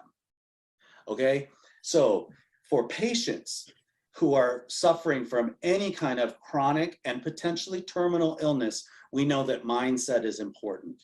Yeah. To be continuously gaslit by the medical community it is beyond unethical, right? She did not offer to do another MRI. She wouldn't even entertain an idea of pursuing any other kind of test because I have seizures. Didn't seem to be important to her. So I ended up leaving that experience feeling all of the trauma response that I had from the last 11 years. Mm-hmm. So for us, we are so thankful for you and the work that you're doing, because I think that diagnostic tool is going to take the politics out of all of this stuff. Because for me as a patient, you can't help but walk away from an experience like that thinking there's a conspiracy theory going on, mm-hmm. that something is going on, that there's some collusion going on to kind of push the patients down, make them think it's all in their head, and get them out the door. Well, Tony, let's talk about that a little bit, because I think you're getting to the same, we're sort of coming right back to the point we were coming to before with the research, right? And I think there is a conspiracy, right? And the conspiracy, unfortunately, is not at the clinical level, which is where most of our guests believe that it is. And I think you're arguing that it's at the clinical level as well. I'm arguing it's at the research level, right? And what's happening when you have the gatekeepers at the research level preventing any type of research from being published, other than those that fit within the parameters of defining Lyme the way they're defining it. What happens is that doctors then have to step out of the standard of care that they're required to utilize, and then put their licenses at risk, right? So there is a conspiracy, but the conspiracy is between insurance companies and the research that's being funded, and the gatekeepers or the boards of these medical journals, and probably pharmaceutical companies, which we only started to touch upon with Dr. Ahern before. So there is a conspiracy, but I don't think I don't think it's really that, well-intentioned doctors who want to come into the community and help people get better are the ones that are a part of that conspiracy. I think they're a victim of the conspiracy as much as the patients are. I think it's really happening at that higher level. And I'm just wondering, if the two of you could talk about that a little bit. Yeah, I don't disagree with that. As I said, the doctors that I have spoken with, and I've spoken with a lot of them because that on my educational tours, I hope to talk to physicians, and I have reached out to several to just get the perspective. Why are you viewing this as, just some sort of medical mystery, as opposed to the most obvious explanation, which is it's Lyme disease? And, what they just tell me is we need tools, right? That's what, what they want is a diagnostic test to say yes or no. And I don't, I don't blame them, because they are following the rules, the way that there's a standard of care. You follow the standard of care. That way you are protected. You are following evidence-based, this whole idea of evidence-based medicine, to which I say, yes, but what evidence are you using? Because the problem is the evidence that the IDSA guidelines are based on. The writers of those guidelines, as you mentioned, Rich, are the same people that published those papers, who basically said, Lyme disease is a bullseye rash, and if you don't have it, you don't have Lyme, so that part is, and unfortunately those players are still in position. Of power, I mean, right? the other good news is they're in their 70s, so one can only hope that they will eventually decide, I don't really want to do this anymore. And I think at that point, because they serve as a roadblock. I mean, honestly, Yeah. Dogma serves as a roadblock to change it. Science is not like that. Science is not roadblock. Science is always saying, there's more science, that, nothing is ever settled. We got to keep looking, even when we think it is. But when you have guidelines that are like written in stone, it's harder for them to get around, I guess. I don't know how else to put it. So, but there's another piece of this, Tony. You were talking about mindset and the importance of mindset, right? And of course, mindset controls cognition, right? Theory, which is nothing more than a belief, will control cognition. And when you have these doctors, again, who are well-intentioned people, I don't think people go to medical school other than because they want to help people who are sick, right? They want to get people out of pain. That's why they go to medical school. And what happens is that when they're given this specific training based on the limitations that the research gatekeepers are limiting them to, that belief in their head is what's now controlling the cognition. So what's happening in the patient community is you're feeling gaslit because these medical professionals literally can't see what's right in front of them. But the reason they can't see what's not in front of them is not only because they're incentivized not to see it, but because their mindset is limiting their cognition. And that's why we have this conflict. And what we have when we interview doctors is they're just burning out, because they become doctors because they want to help people. They become doctors because they want to end suffering, and they know they're not doing it. And when you put those two things together, it's resulting in burnout, and the system's failing for everyone. And so many good doctors are leaving, the medical profession because they know they're not helping. And so part of, Tony, part of what I'd like you to think about and maybe react to unwashed now, but maybe we can talk about this even more in the future, is how much of this is really driven by the mindset of the medical professionals based on their training and based on their continuing education that's limiting them because the full breadth of research is not available to them. There's ways around that. Please share. I like to use this example. If you've ever heard of the ACEs report, it measures adverse childhood experiences, and they can quantify that if a child has this many adverse childhood experiences, the propensity for obesity, alcoholism, incarceration, divorce, murder goes up, and they can track and they can tell you literally, what's going to happen to a community of children, especially where they have high incidences of adverse child experiences. Bullying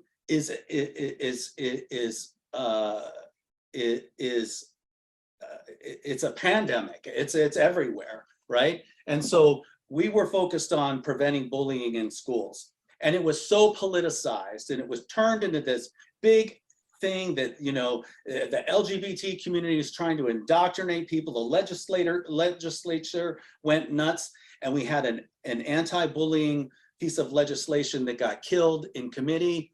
And then they passed a no homo promo law where you're not allowed to talk about being gay in K through 12, right? So all we wanted to do was protect children.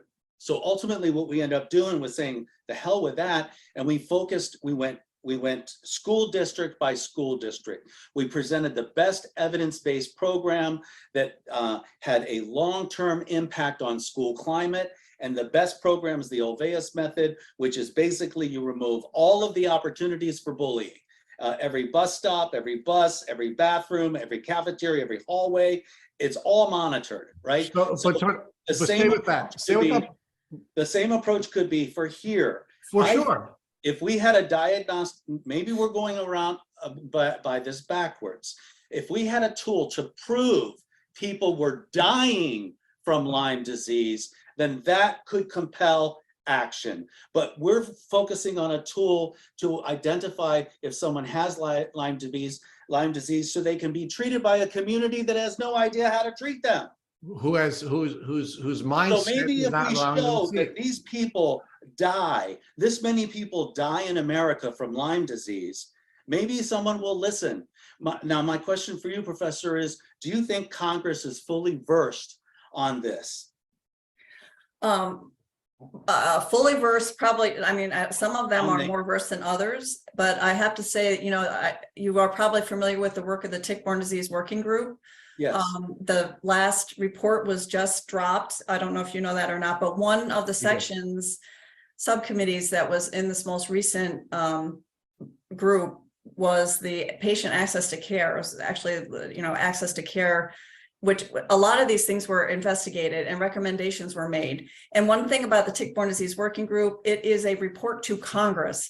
So in other words, this is all going to go to Congress. Congress will respond by, asking for appropriations for more funding, or perhaps, advocating with the CDC that maybe they need to, broaden their definition to include more chronic Lyme disease, whatever. But I believe that Congress is hearing this, especially with the work of the Center for Lyme Action lobbying.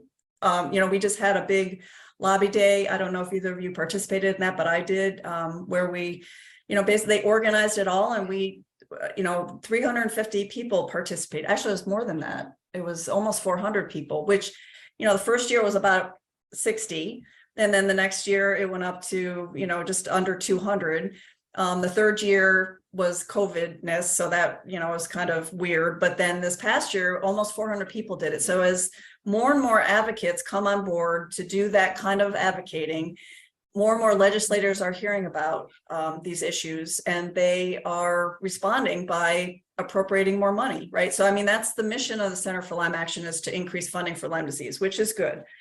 That part is important, but I also think we need to somehow get the CDC to move into, to appreciate the research that has already been done, and that's clearly showing that this is more than just a simple disease that's characterized all the time by a bullseye rash. I mean, that stupid rule about the bullseye rash appearing 70 to 80% of the time is so wrong. I mean, I can't even tell you how wrong it is, but they're still in that space.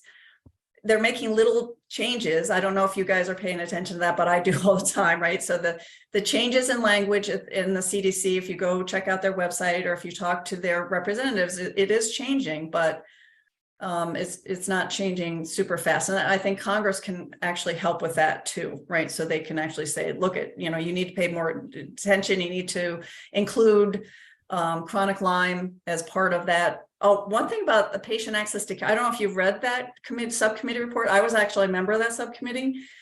That report, and this is historic, and this is hopefully will be a very moving thing, but in the term post-treatment Lyme disease syndrome, okay, so that word has ticked off a lot of people for very good reasons, because it's Lyme disease, post-treatment Lyme disease, and then it's a syndrome. So basically what they're saying is, we don't know what's causing it. We don't know what it's about. It's medically unexplained, but here's what it is. And that ticks patients off, as you might expect, right? It ticked me off too. So in this report, we were able to convince both the federal folks and the people in the CDC to change that from PTLDS, post-treatment Lyme disease syndrome, to persistent Lyme disease / chronic Lyme disease. So PLD, CLD. And that is earth-shattering. I mean, honestly, absolutely, that's huge. That's on the federal side, right? That was the last stronghold has just been dropped. So now it is we're saying that there are people that get Lyme disease that have persistent symptoms that become chronic, and it's not a syndrome. It's not medically unexplained. We may not know what it is, but it's real. It's validating. And to me, that was, when you read that, and I'm, for going forward for the future, use those terms. I mean, I've advised everybody I know, don't call it post-treatment Lyme disease syndrome or post-treatment Lyme disease or whatever you want to call it, because that actually only applies to people who are diagnosed early and treated early. And then 15% of them still end up with chronic illness. But, like my daughter, like Tony, I mean, it was months before, so it's not post-treatment. Yes, she was treated with antibiotic and didn't get better, but it's because she wasn't diagnosed at the time of her tick bite. She wasn't treated at that point. Right. And that's the thing that drives me crazy with that, because the definition of post-treatment Lyme disease is you're diagnosed within the first week, treated with 2 weeks or 3 weeks of doxycycline, but yet you have symptoms for 6 months or more. Right. And if you aren't diagnosed within the first week, then you don't even belong in that category, So, and that's what that language change actually does. So just so you know, believe it or not, letters matter. Yes, Words and matter. it absolutely does. And thank you for your great work, on that committee. And it matters. I think it matters in a lot of different areas, but it matters where research dollars are going to be spent. It matters where insurance companies are going to be covering care. It matters where we're going to be defining the type of treatment that doctors are going to be using. It matters in every way, shape, or form, which sort of is a nice way of sort of winding down as we get to the end of the podcast. What we started with was, how do you define Lyme disease, right? And because language matters and definitions matter, and now that we're getting to a point where we're using language that's consistent with patient experiences, and we're using terms that allow us to create a target, that is everything. That is huge, and it is going to be making changes, real practical changes in the lives of people like Tony. So Tony, as the special co-host, you get to ask the final question. So I'm going to let you do that now. What is the final question that you'd like to ask before we have a conversation about takeaways? What is giving you the greatest hope right now? Great question. Yes, sir. Momentum. Honestly, within the past, 22 into 23, I have to say that one thing that really helped a lot also was the LymeX challenge. I don't know if you were familiar with that. It was a prize. The first part of it was a prize challenge for a diagnostic prize. There were 46 entries in that. All right. So only 10 of them were awarded funding for that. I was also a judge for the for the LymeX challenge. That's why I know that there were 46, entries for this. And that, that was phenomenal. And they were good proposals, so there were a lot of really good ideas out there. There are definitely researchers who are interested because, not all of them came from the same place. Not all of them were researchers at universities or whatever. Some of them were commercial already, manufacturers and whatever that wanted to do it. So I really, as I mentioned, feel that the rock, we're almost there. We're almost ready for the rock to start rolling downhill with all of these things that are finally coming together. Everybody's hard work and concern and advocacy, and even individual patients who are reaching out to other people. The network is growing, the network of Lyme disease patients and patient advocates, and I think that what will follow from that is changes in the standard of care, especially after there's an accurate diagnostic test. There'll be changes in the standard of care, may be a little bit slower coming, but nonetheless, I think there's progress being made, and we actually have a wind behind our sails pushing us at this point, instead of just floating around there in the middle of the ocean, like, what the heck?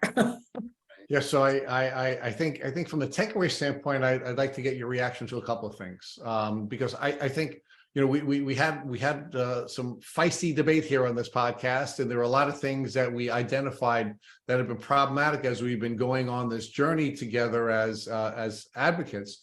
But there really are a lot of really positive things that we've learned here through this podcast today. And so one of the first things that I think is really exciting is that so many of the gatekeepers who have been preventing important research from being available to mothers like you, Dr. Ahern, and other people who are looking to get their hands on research, those guys are dying, and they won't be the gatekeepers for much longer. So I think that's a really very exciting takeaway.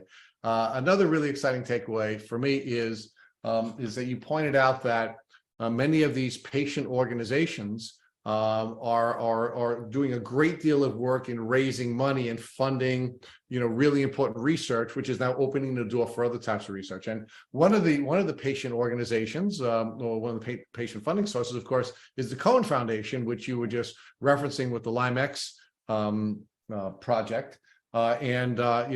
Fortunately, unfortunately, when billionaires get Lyme disease and they decide they're going to dedicate some of their resources to research, we have the kind of projects like LymeX. So, the totality of all of that work that's being done on the fundraising side from patients like the Cohens and like the